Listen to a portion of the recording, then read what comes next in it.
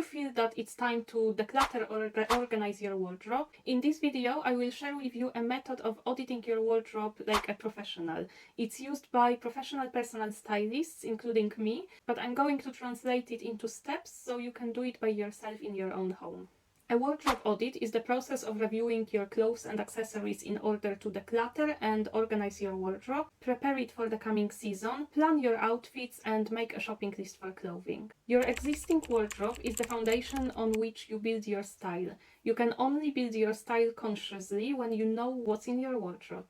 A wardrobe audit may be a hard work that involves cleaning and organizing, but it is also a creative process that brings a lot of joy. You can feel like a fashion stylist and a model all in one at a fashion show. It also feels like shopping, but in your own wardrobe, so this shopping is free of cost. How often should you do a wardrobe audit? At least twice a year, one for spring-summer and one for autumn-winter. I do 2 additional mini audits at the turn of the seasons. For example, at the turn of winter and spring, I pack away the warmest coats and jumpers into boxes, and I take out lighter clothes suitable for the transitional period. Always review your wardrobe for the upcoming or current season. Don't audit your winter clothes in summer, because if you are hot, you won't be able to think sensibly about clothes for the cold months. You will only waste your time.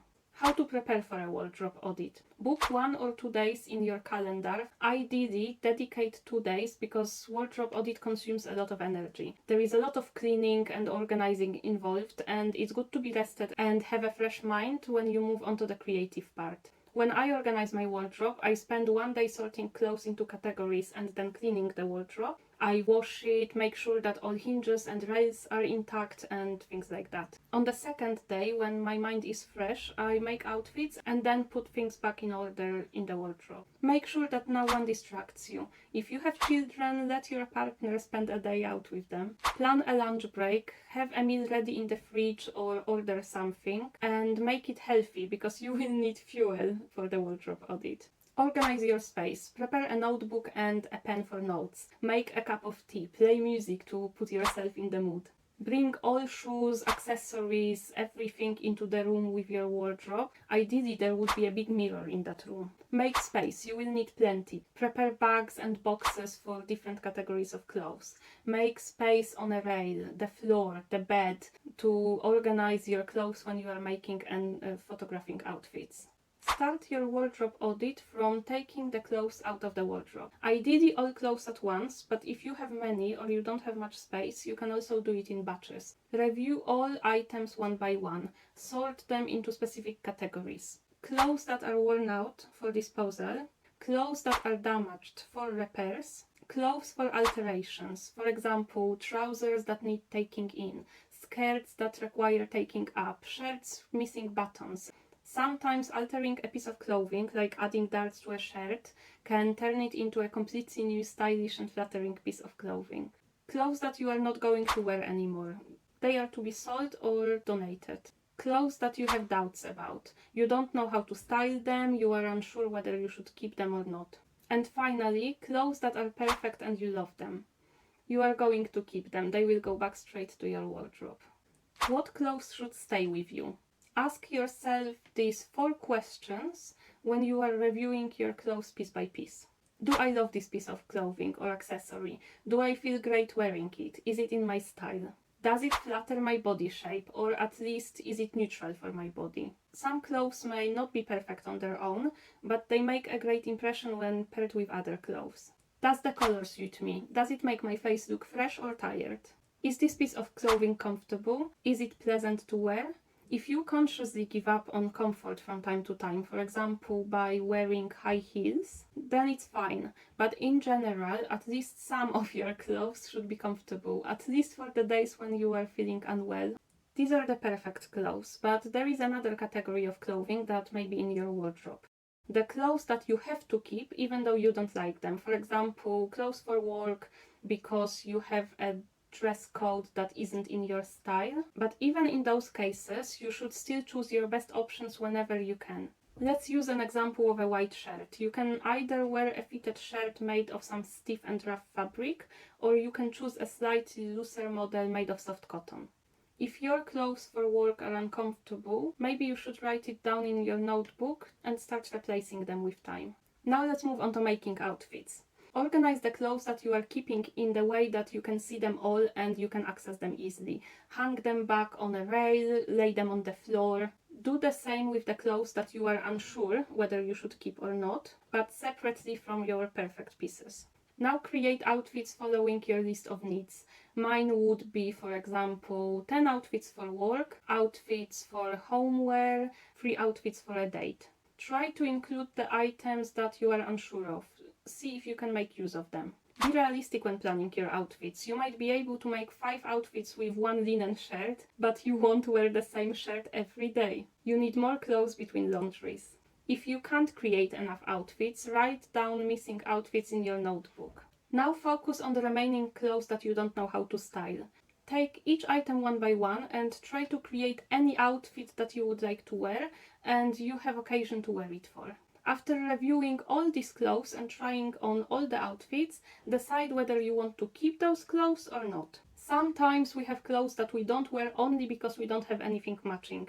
If you have 5 dresses that you could start wearing if you only had 1 pair of shoes that matches them all, it's worth buying these shoes. But if you have a blouse for which you would have to buy a whole new set of clothes and accessories and you don't even like that blouse, then maybe it's better to pass it on. Start drafting your shopping list. Write down all clothes and accessories that are missing from your wardrobe and that you would like to add to your outfits. Accessorize your outfits. Think about how you can elevate these outfits to make them even more fabulous and more to your style. If you come up with ideas of accessories that would look great with your outfit but you don't have them, add them to your draft of the shopping list. Take photos of all the outfits that you created. This way you won't forget them, it will be your reminder and point of reference for the future. Some people even print those photos and hang them in their wardrobes. Otherwise you can store them on your phone as separate photos or in a form of an ebook. Now review your underwear. Do you have enough of it? Do you like your underwear? Is it in good shape? Do you feel sexy? Do you have necessary underwear for the outfits that you have created? For example, if you have a lot of dresses with open back, do you have a bra for that dress? Note any missing items in your notebook. Since you have already taken everything out, this is a good opportunity to clean your wardrobe. Hoover it, wash it, make sure that all hinges and rails are intact. Leave the wardrobe open to dry. You can also clean your bags and shoes, condition the items made of leather, polish the jewelry. Review all your notes and your shopping list. It's best to do it with a cool mind a day after your wardrobe audit when excitement has worn out, and decide what you are really going to buy and what maybe isn't that important after all.